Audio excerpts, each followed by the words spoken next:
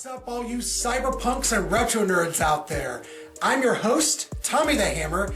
Tonight we're going to be checking out the somber Japanese ghost story called Dark Water. I've been meaning to revisit this movie for a little bit now. I remember watching it many years ago and just absolutely loving it. The mood, the atmosphere. I like movies like this, especially from the early 2000s. I thought they were very creepy. And you guys knew I wasn't going to be touching on the American remake, even though Jennifer Connelly is a fine actress. I just don't like remakes. So today we're going to be diving into this one.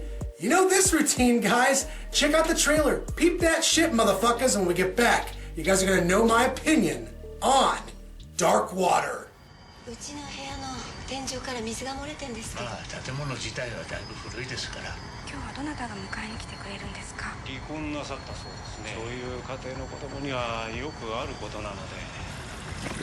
今日はお父さんが迎えに来てくれるって。ママは？母親がこの子を置いて急に家を出て行っちゃった。ご存知ありませんか？2年前に女の子が行方不明になった事件。河合美津子ちゃん。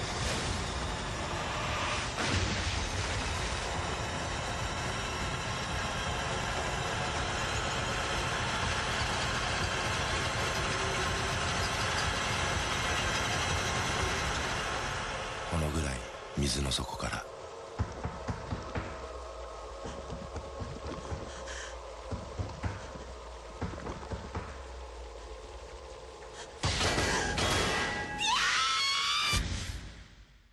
I feel like sometimes there's this misconception with international films that they have to be more artful and cerebral and thought-provoking than the ones that we are used to here in the States in America. Well, I don't think that's true. In terms of a conventional ghost story, well, sometimes the story is straightforward, and that's the best way to tell that story. For Dark Water, I feel like that's exactly the case here. This is a straightforward, spooky ghost story that doesn't really step outside of the genre necessarily.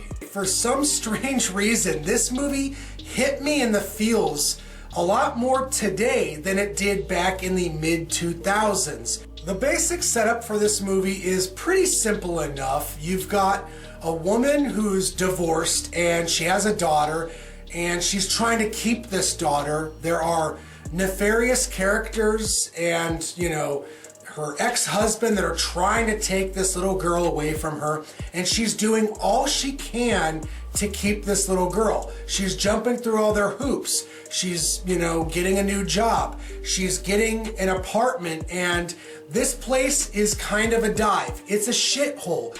It seems like every single day there's a rainstorm, and almost every scene is filmed in this kind of depressing, murky, wet, rainy environment, which is something I really appreciate. It really takes the viewer into this woman's world, and you feel her soul-crushing depression yourself.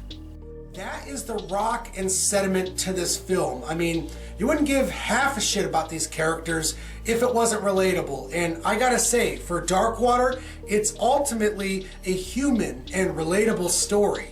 The mom in this movie is haunted by this little girl, and it's affecting her own circumstances, her own divorce. So she's trying to figure shit out, and it doesn't really focus on special effects or sensationalism.